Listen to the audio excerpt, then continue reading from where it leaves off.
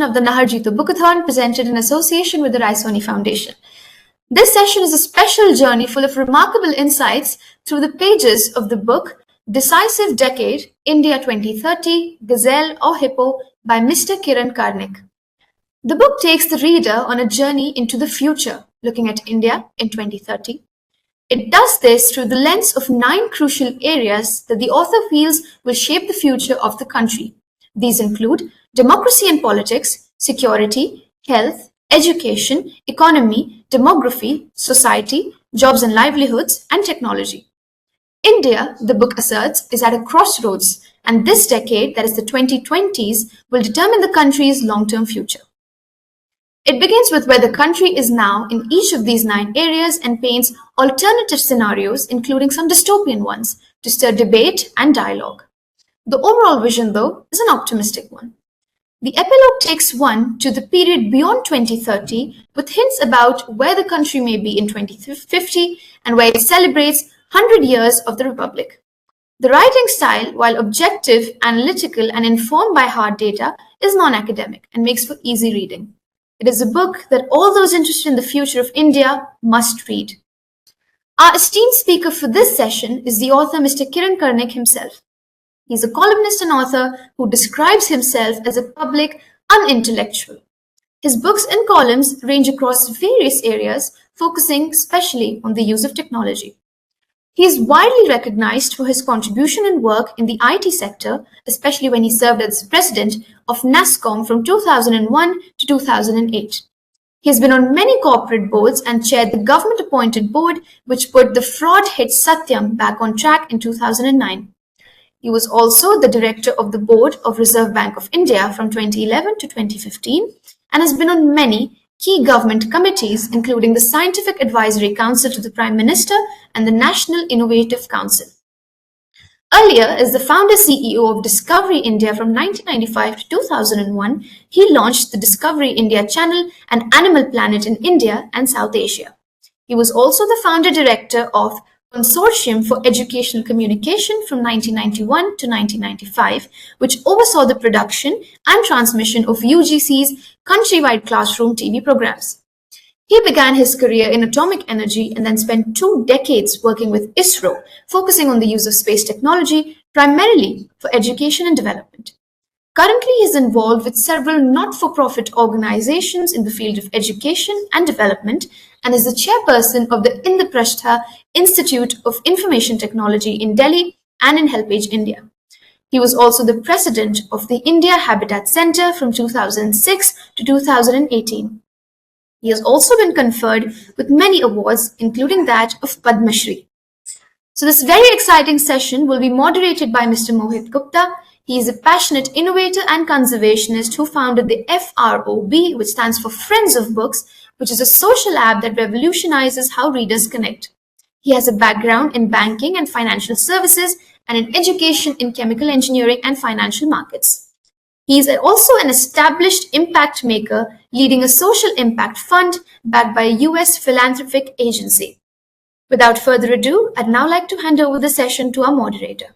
So good morning, ladies and gentlemen, or from wherever you have logged in. My greetings. Welcome to the first edition of the Naharjito Bookathon, presented in association with the Raisoni Foundation. And today we are privileged to have Dr. Kiran Karnik with us. And the book that we are discussing is Decisive Decade, which is India's 2020, Gazelle or Hippo, which is published by Rupa. 2021, when the book came out, it was definitely the book to be looked for the next 10 years throughout the decade. Despite the fact that we have already come 4 years into this entire decade, there are many things that are proving to be as a testament to what he has written, which we really need to take care in our country, especially which is associated with our economy, with our people, with our resources, with our technological advancements. So the book has definitely been like a complete report about how the economy should be seen. So without much of ado, I welcome Dr. Kiran Karnik, sir. Such a pleasure to have you. Thank you, Mohit. Pleasure to join you once again. Always happy to chat with you. Such a pleasure, sir. Thank you. So, sir, what we can do, we will divide our discussion into three parts. While you have covered multiple subjects in the book, we will keep our focus to three very important subjects, which are the need of the hour. And especially while we have come almost 50% into this entire decade, we can actually do a quick review of how the country has progressed in these three segments. These three segments are the domains are health, education, and employment. I believe these are very interconnected subjects. Considering if there's a health infrastructure in place, people can actually avail education very well. Everything is connected, and definitely it relates to good employment and creating more job opportunities. So, to start with, sir, my first question to you would be, which I would love to understand from you. Um, um, how have we been able to rope in geopolitics and the demographic dividend as a country in the last 4 years, and what can we do in the next 6 years? If you can just give us a quick recap on that. Certainly, Mohit. First, let me say that I'm delighted you picked health, education, and jobs. To me, these are critical because health and education will define our whole human resources.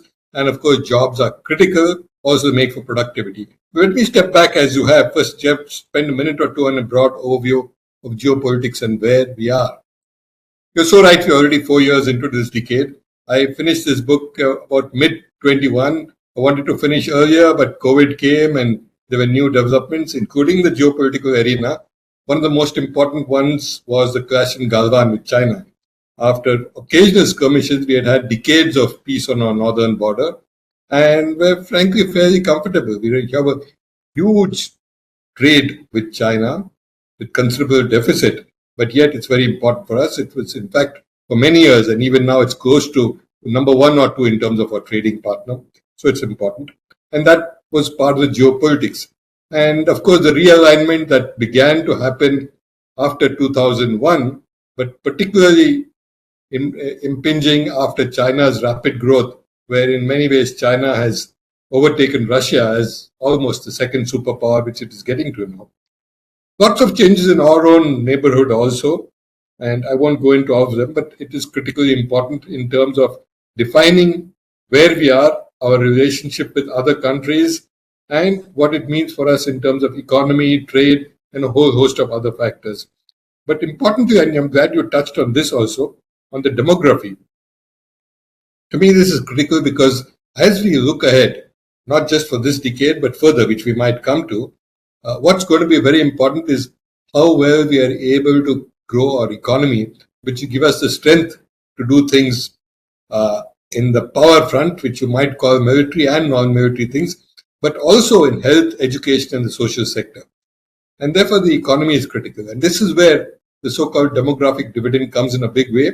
The fact that we have a booming population means that because of the past momentum, we have a lot of people in the working age group compared to those who are dependent, that is, those who are very young, below 18, let us say, or those who are older, above 60 or 65, who are dependents in many ways in the working age group. And this boom is something which we need to capitalize on, as the experience from other countries in both Southeast Asia and China itself show that this is a time when you naturally get a boost to your GDP. And to the extent we can add to this by increasing productivity, better education, better skills, a healthier population, it's going to be a huge dividend for us. Final point there, what's adding to this is recent data on what is called the TFR, the total fertility ratio, which has gone down, which means that over the next 10, 15 years, the population growth will continue but will slow down, which means fewer young children, which means fewer dependents. And in fact, that bulge of the working age population will increase. So the prospects of a bigger demographic dividend over the next 8, 10, 15 years are high. And this decade is a time when we need to begin to really capitalize on this and build up to the point where we can fully exploit this growth in the working age population, both for our economy and our overall growth. Fantastic, sir. I think this is a fantastic recap that you have done, which actually clears out the entire map of the country, not only from its geographical perspective, but also from the overall demographic dividend that we have been speaking about.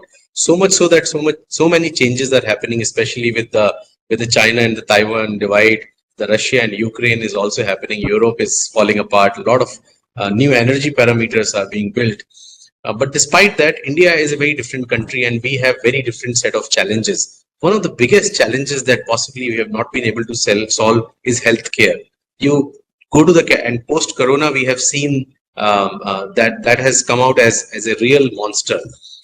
Considering we are talking about health infrastructure, what do you think are the most important, three very important steps that we really need to be cautious about if we have to build and ensure an equitable access to healthcare to everyone? I mean, everyone means even the bottom of the pyramid should get the equal capable healthcare in any location they are. What are your thoughts on that, sir?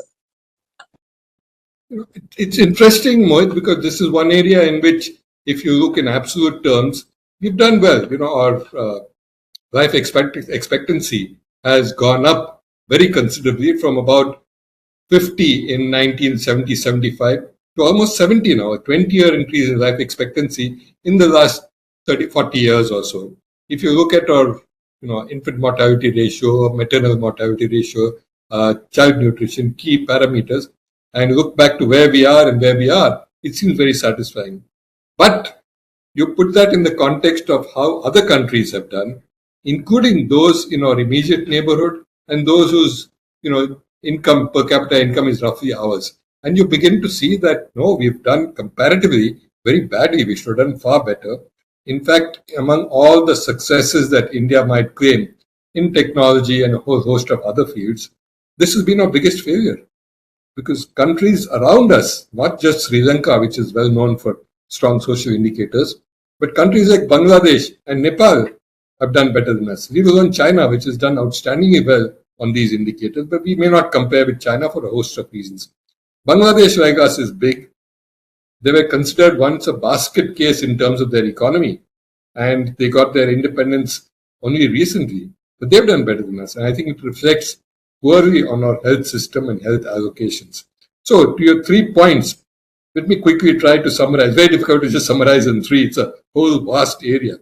But I think certainly far better healthcare facilities at the bottom of the pyramid, the point you mentioned, which means more primary health centers, more basic health centers in urban areas, maybe along the lines. And because I am here and so are you in Delhi, the Mohalla clinics in Delhi. Very localized clinics providing minimum but critical services, no specialist there, comes occasionally and goes, but very good, immediate, almost at your doorstep service. That kind of thing, local, decentralized primary health centers required, especially in rural areas. Emphasis on preventive care. We have done a lot of good things which are very laudable in terms like, say, Ayushman Bharat, which is an insurance scheme where if you have a hospitalization, you're covered by insurance. Below poverty line, huge number of them now, a good 500 million will be covered with this very, very extensive and excellent scheme. But that's after you have a serious problem. The immediate requirement is preventive. And there, the second point I want to make, apart from the localized, decentralized primary health, is the need for emphasizing behavioral change. A lot of these are not medical problems. They're problems of behavior. Wash your hands, make sure that the girl child gets good nutrition, make sure that the pregnant mother is well fed so that the baby is born well. Just changes in behavior, which don't come at any high cost. They're not medicines, they don't require consultation, but they require changes in the way we behave and act. So emphasis on that would be important. And we might look at that as a quick, easy method of extensively doing this now that we have a phenomenal communication network through the mobile phone, reaches every household and almost every person. You could use that to communicate messages of health and what to do for preventive care, what to do in an epidemic, what to do in a problem, as we proved during COVID so successfully. So that would be my second one. And the third one would be the much more obvious one, but absolutely necessary, not sufficient, but necessary, increase in the health budget. For years and years, the health budget has been languishing at not even 2%. And we keep saying we want to get to higher things, 3% at least. We've not got there after decades and decades of 3% of the GDP. And, even now, including private expenditure, we do about 3.5% of GDP. And if you look around, you'll find that other countries are doing far, far more than we are. I mean, you don't want to compare with the US, which is at 17%. It's a very high cost system. But when you compare even in our neighborhood, the lowest is 4 to 5%. And we are not even at 3.5. And we have serious health problems. So I would say these three: bigger health budget, emphasis on behavior and therefore a low-cost communication-oriented solution. And third, on the medical side, much more decentralized emphasis on local healthcare and preventive healthcare. Fantastic, sir. I think we are bang on three very important ones. I will just add something out of my own sheer curiosity here. We have been talking about the government health system, despite the fact that the common behavior of people, even in the bottom of the pyramid, leave aside metros, is to go to a private institute rather than a government institute. One, because of the respect that they possibly assume they might not get that respect.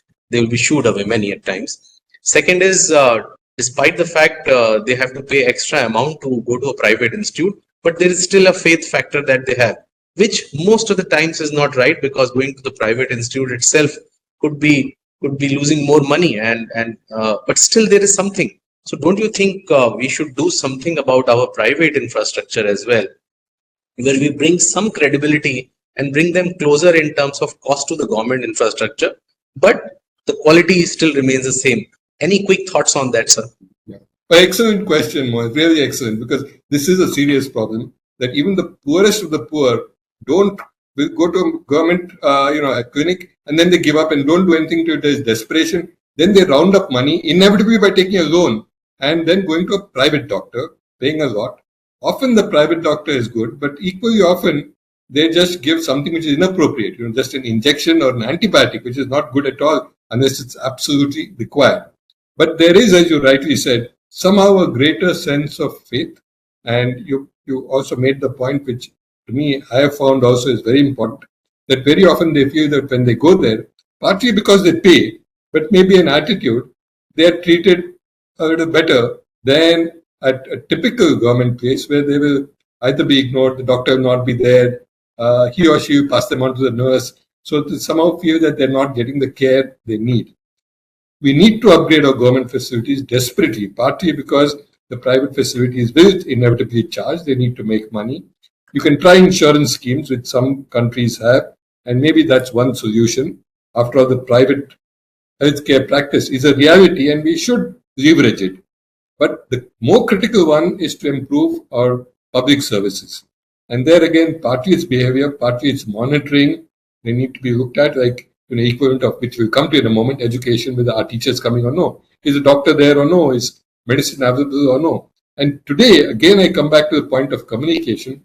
This enables us to do a tremendous amount. You can get feedback from the users, from patients. Can be monitored at, say, the district level to say, is the local, panchayat healthcare system, is the doctor there? Is he or she coming on time? Are there medicines? Is there a nurse? Is it clean? All this feedback can go. So there's a very strong system which links up. That's very important. Last point I want to make on the public system. If you look, Mohit, at our public systems, even today, and again, talking of Delhi, and I'm sure it's equally true in other places, if there's a serious problem, even those who can afford it will, if they have a contact, go to AIIMS, All India Institute of Medical Sciences, which is a government facility. And it's phenomenal because it has great doctors, great experience, good equipment, and despite the crowds and problems, those who can afford to or maybe have a contact there feel that they will get better treatment there. How do we percolate this down the line where government facilities are regarded as being equally good, if not better, than the private ones? Yes, they're crowded, which is a problem. They're a bit messy, which is true. They need to be cleaned up because the crowds come there. But they have the medical respect that few other places have. And how do we infuse this down? I think it's a challenge. It's an interesting one, but it proves that it's not impossible. It's not, as many people say, the government can never do these services. Let's give it to the private sector. It won't work because of the size of our country, the poverty in our country, and the fact that the private sector may not want to go to far out and remote areas where a doctor may be unwilling, and the government systems do go out there. Just as our postman reaches villages in the distant hinterlands, which your courier service may or may not. It's the same story. That's absolutely bang on, sir. You being an ex-ISRO man, we depend on a lot of our communication systems. We are one of the best countries in terms of our overall telecommunications. I think the telemedicine has some answer to this. Also, the intent, and possibly it's about the good governance as well. On the good governance, while we have spoken about health, let's move to the second sector, which is education. Education altogether, since childhood, I have also experienced, always been, if an uncle comes, parents usually ask, why don't you narrate a poem to them? If my poem has been narrated in bang on exact way the poem should be, I am educated. Even if I know how to take care of nature, I am still an illiterate. And that's where I think there's a huge gap in our education system to the practicality. And that's where my question is, that how can we actually look at transforming this entire skill versus education gap, and across all levels. While the government presently, they have done something, some few things have moved on. In these 4 years, some changes have happened in the entire decade. 6 years still to go, but this is not just 6 years, it's more than 60 years that we may need. What are your 3 most important points on that? It's interesting, the point you raised, Mohit, very interesting, because this problem of skills and what is education and what is useful, what is practical, is a big one. But let me just for a moment, before answering specifically your question on the 3 points, step back a bit and point out that, while there are many questions or lacunae in it, the Human Development Index developed by the UNDP is a good overall indicator of where we are, primarily in education, but it also brings in health and other factors. And there, our rank now is 131 out of 189 countries. So while we're proud of being the third biggest economy in the world, almost there, fourth, third, we'll soon be second in a few years, we are 131 out of 189 in terms of the Human Development Index. So our strength is our people. We talked of demographic dividend, our huge population. We are proud of the innovative capabilities of our people. But if you're 131, then something is wrong, and we need to look at what we need to do. Given that the index itself has questions, yet it's a pointer that we need to look at. But coming to your first part of what you said, and I'll tie it in with the 3 points, recognizing skills which are often learned in the home or outside or on the job needs to be something that's critically done. And you're right, in these last few years, starting this decade, but starting some time back, there is an effort to recognize skills that are trained by someone outside in formal education system. So, if the guy in your roadside shops knows how to repair your two-wheeler, it's a phenomenal skill. He's never gone to an ITI or been through a formal education, but over experience, by training, by learning from the master there, who himself may not be formally trained, they've learned a great deal. How do you respect and certify this? Because you don't want quacks doing it. How do you respect that? And there's been some attempt to try and see what can be done. So far, not very successful. That can you have some kind of test which is irrespective of whether you've gone to a formal school or no. And if you pass that, then you have some kind of certification and what it does. But it's yet a difficult problem. It's a challenge which we need to face. And I'm hoping that in the 6 years ahead of this decade, we begin to find some solutions for such home-based, home-trained, or, I would say, internship skills, where somebody goes and works with somebody else. It's the driver and the cleaner syndrome, the cleaner in the bus who legally or illegally picks up driving and then becomes a driver. A learned skill, very necessary skill. And same for many other professions. But nowadays, we more and more want to know that the person is certified. If you call a plumber to your house, if you know the person, it's fine. Otherwise, you're a bit worried, especially if it's, say, an electrician, where there can be serious problems. And if there's some way of saying that this guy, though he's not gone through formal training, has gone through training as an intern with somebody who knows the job and therefore knows what to do, then you will probably feel more comfortable. So I think this is your second part of your question, the 3 points. I would say this is one important point for the years ahead, that can we build some system of building a bridge between informal training, skilling, and so on, and the formal one. That's very important. Second is a strong emphasis on the quality of education. I think over the years, and it's a great achievement, we have licked the enrollment problem. Today, the enrollment is over 100% in our primary schools, which means for that given age group, there are in fact more than 100%, some being younger, some being older, enrolled. But the quality is yet terrible. When you keep reading these reports based on good research, credible research, that a fifth standard person can't read a second standard text or can't do a two-digit division sum. And I think these are great concerns, because it's not enough to just get a certification saying the person has done 8th standard or 10th standard, unless the ability is there to be able to do what is practically necessary. And to me, it seems that we got to place a lot of emphasis on quality. And that means, again, a whole host of related things, making sure the teachers are well trained, ensuring the teachers are in school actually and teaching, making sure that there are good resources available for the students. It could be books, it could be on their phone, it could be wherever, but they can access information, material, interesting reading things, whatever. So I think that's part of it. And related element is what you mentioned for health, and thank you for talking of that, because I didn't mention it in the health, thinking I'm overdoing my, as you rightly said, my space background, and then talking of delivering things via satellite or via somewhere else. But yes, this is a big possibility both in health but also in education, where you can take the best teaching, the best teachers, material which is not available in the books because they're not there or just can't be put in a book. I mean, take a slow motion explanation of something, or a microscopic showing you of a thing which you can't see with your naked eye, and you could project this on a TV or on your mobile phone. And these open up possibilities which we saw again during COVID for unfortunate reasons, where education moved online. And it's possible. There are constraints and issues.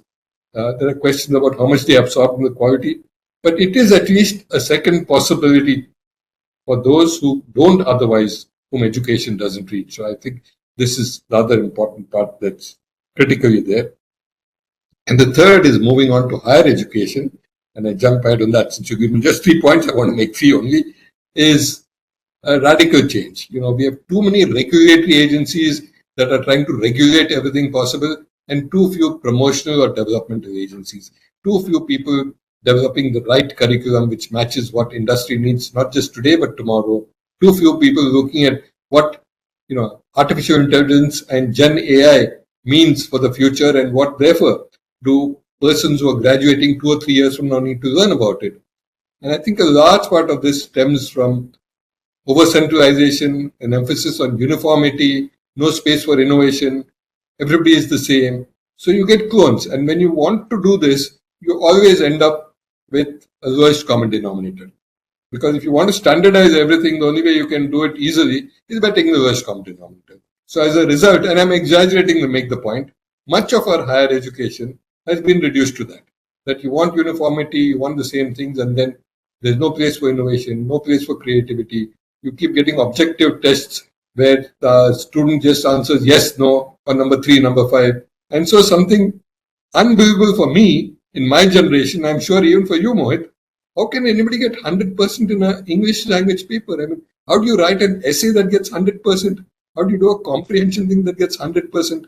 And yet, because they're objective tests, and so you end up with things apart from the leakage issue or NEET or something else where somebody gets 100 out of 100, where the cutoff for admission to certain Delhi colleges is 97, 98, 99%.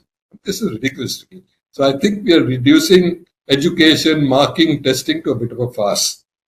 We need to decentralize more, have more autonomy, have standards that check students' ability for critical thinking, which is an important thing for the future, the ability to articulate, the ability to write, not just tick a box. And I think that's something which for higher education is critical. And talk a little more of higher education, because these are the people who've gone through higher education who will become the teachers of tomorrow. They will teach in schools, they will teach in colleges, and they will affect generations and generations of students, which would mean thousands, tens of thousands of students are affected by one teacher. And if you have a great teacher, each of us may remember one teacher who either motivated us, enthused us, inspired us, or taught us greatly. And I think that tells you the story. And great teachers will come certainly from motivation, from their own inner desire and ability, but also from a great education. And if our higher education is bad, our primary education can never be good, right? And vice versa too. So it's a cycle which we need to make sure of. That's in summary the 3 points. But there's some good signs on the horizon. The new education policy, national education policy, opened up a lot of things. But to me, it seems unfortunate that their intent and many of their comments and very, very good suggestions are being given by the go-by, and the easy ones are being adopted. Just one example which I talked of earlier, it has emphasized critical thinking a great deal. And yet, we are making no effort to see how do we introduce critical thinking, how do we test for it, how do we educate for it. And as you see from industry that this is a key skill. It's like a communication skill. It's a basic so-called soft skill. Whatever field you're in, you should be able to communicate. Whatever field you're in, you should be able to think critically of a problem, dissect it, define it, try to look for solutions. And it won't come unless we go through that in our education system. If you just teach people rote learning and ticking 3 boxes, it won't happen. Very true. One last comment there, Mohit, if I may, and I refer back to what I talked of AIMS. When we talk of all this and the same story of government schools versus private schools, I know literally dozens of people within my own ambit who spare or eke out money from poor incomes to send their children to private schools. Again, the same sense like medicine. They feel they're better, they get more attention, they're taught more, the government schools are not. And yet, the same story, which is why I refer to AIMS, you look at higher education. The best education, engineering education, even today, is the IITs. People aspire to put them. The best management education are IIMs. Yes, ISB is good, but yet people prefer IIMs and not certainly the private ones. Why is that? These are government institutions. We have created islands, admittedly, of excellence. But it proves the point that within the government system, you can excel and you can create institutions that are excellent. And, again, I refer to this only because I'm living here and I'm familiar. The Delhi government has tried to do something like this in schools. I don't know to what extent they've succeeded. I've seen some very impressive examples, but they may be one-offs. They've changed the physical environment. They made it fun for children to go there. They enjoy going there. They're bright classrooms, nice desks, not broken, chipped up ones. There's good teaching. The teachers have gone through good training. A few of the administrators are sent to Finland, which is number 1 in the world in terms of education, to say, hey, how do they do it? Not that we can copy them or should copy them, but we can learn from them. And I think these are examples which are worth emulating. And I wish states would compete with each other on saying who gives better education at the school level, rather than competing just on FDI, who gets more foreign investment. So very valid point, sir. And the last, when you summarized on the FDI, I think it's about the infrastructure of institutions that really matter a lot.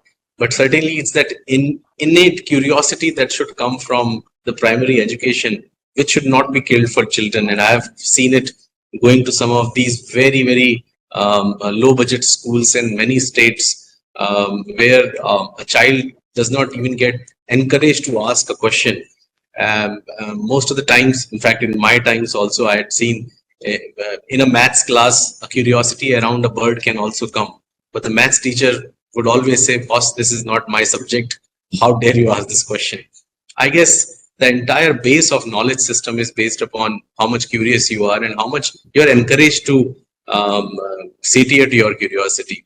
On that note, sir, because we both are... If I can interrupt for one moment there. I think you gave a good example and the need to foster innovation by, as I like to say, questioning the answers and not just answering questions. Yeah. But, I know of a great maths teacher who created great interest in the class on maths by talking of swing bowling. If you're a cricketer, how and why the ball swings. Yeah. And it's amazing because you can go through everything from, how plane flies and the viscosity around it, the air around it, the shine on one side, not the other. And children are fascinated at whatever age, because now you've brought in something which both interests them and the practical realization of talking of air flows and what it does, laminar flow. So possibilities are high. You're so right. And I think that's where I think, sir, some focus on the teachers is very important. So before students, we will have to put teachers first, where this capability and skill of teachers is very, very important. And this should also be seen as a great opportunity to build a different kind of job scenarios in the country. I'll just hold for a minute so that because this is a recording, they can cut it. Akhil, because थोड़ी सी noise आ गई थी, I can repeat this again.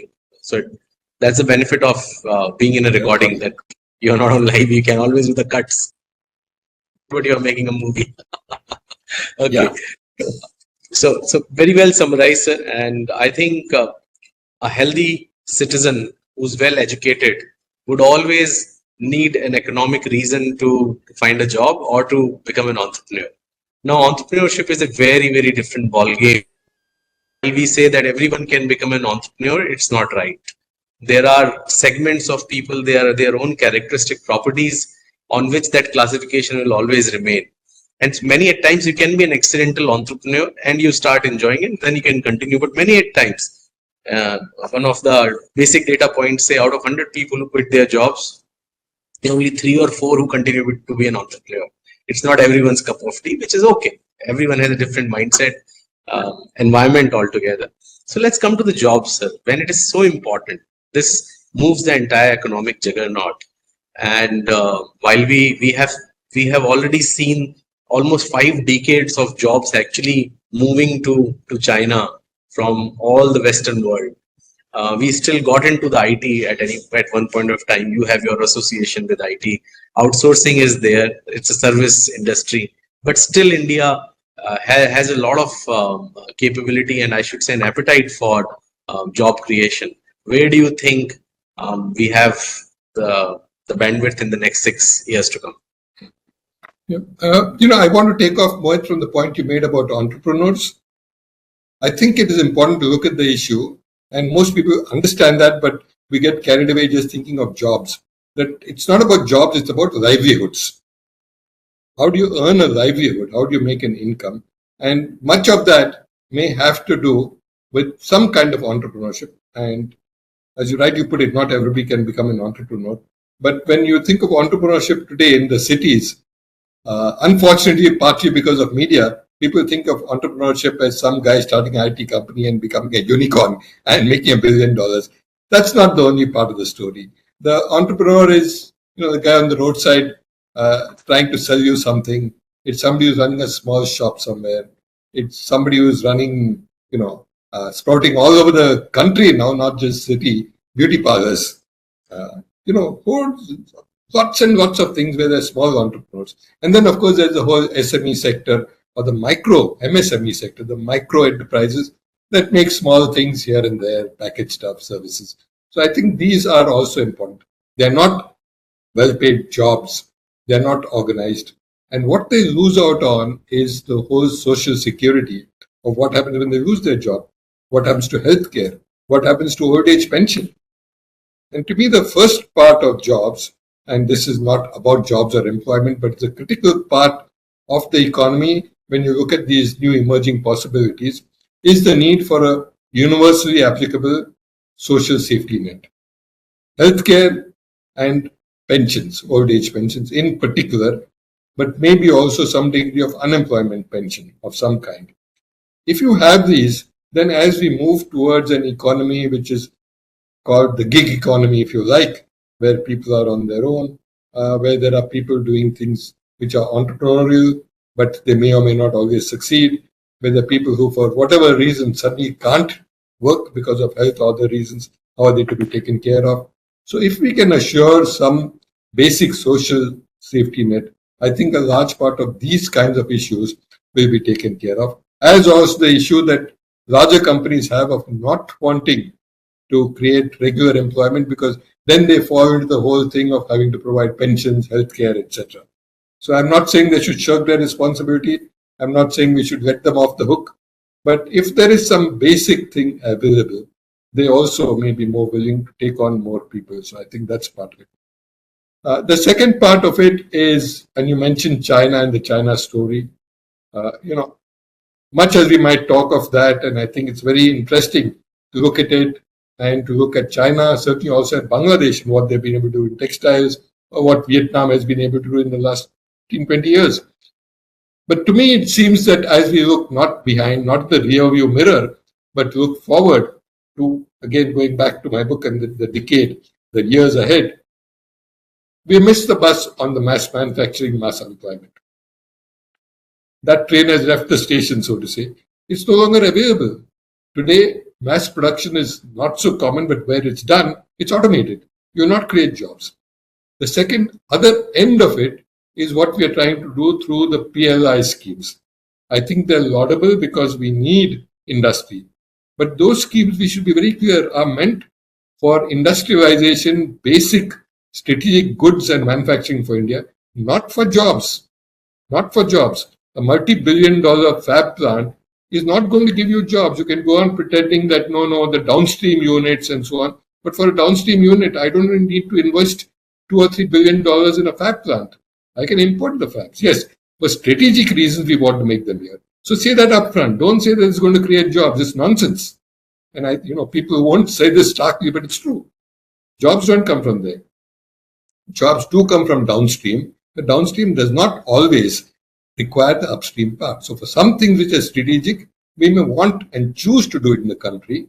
But for many other things, import is an option. Because as everybody who's done, economics 101 will tell you, there are things of relative advantage. And our relative advantage may not be in those areas. Our relative advantage may be, and in fact is, on small scale decentralized manufacture, where we are very good. We have proven it. On large centralized things like what the Chinese have done, we're not good. We're not geared to robotic, super efficient workers, paying their attention 8 hours a day and sitting on an assembly line.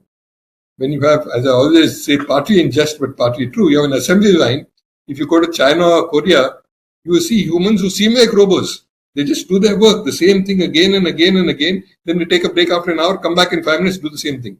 You go to India and the first thing the guy will say is, why should I do it this way and why not that way?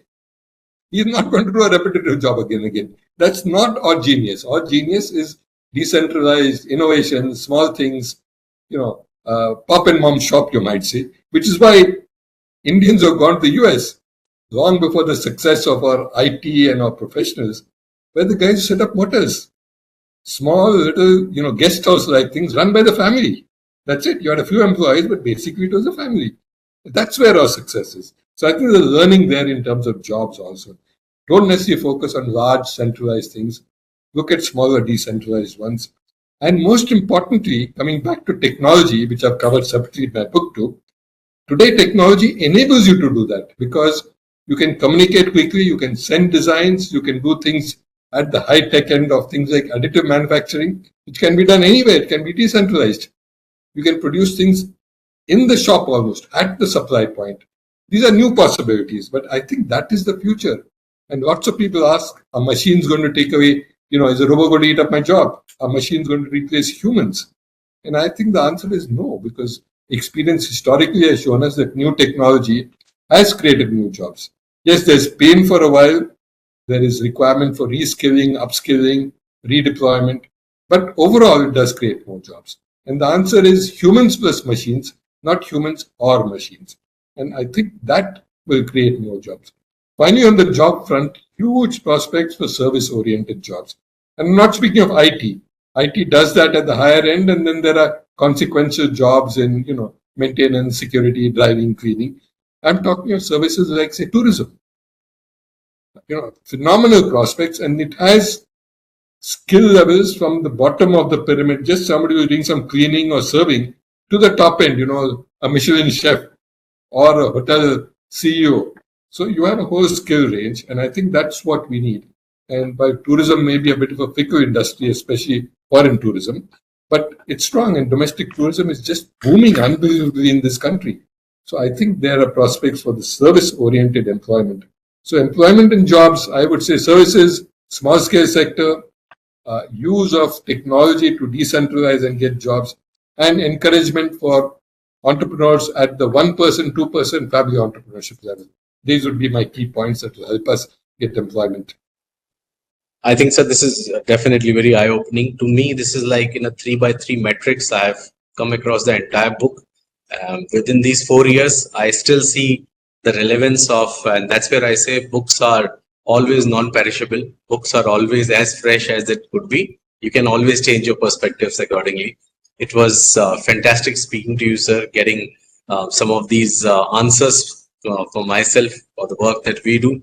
And while you mentioned on the skills, something that actually came in the back of my mind is where we live, which is in Delhi. We have two places called Madangir, and the other one is Bhati Mines. They're very prominent places. A lot of buses pass through that place. But not many people in Delhi actually know that these places were actually habitated by a community called Odis. These Odis were actually the real Odiyas who came back decades ago, centuries ago to this place in Delhi. And they were actually the biggest demand skilled plumbers. And they were the best breeding scientists. They knew how to breed the best mule. So imagine those were the times when Delhi was made again and destroyed. These were the real artisans and the engineers who were there. Now they never went into a formal education, but what they knew, they were close to nature. So they knew how to manage this entire science of managing the art systems around. So this is a brilliant example of a skill, but now they themselves don't remember their own glorious past. We are not bothered about that as well. But yes, certainly, sir, we will have to keep visiting some parts of the past and keep digging what is important for all of us. And it's important that we picked up years, but it is not at all. I must say, it's a continuous discussion. I must say for the entire decade, and I'm very thankful that we could find out time and make this happen. I'm really thankful to the organizers of this call for making this happen. Any quick comments, sir, before we end the call?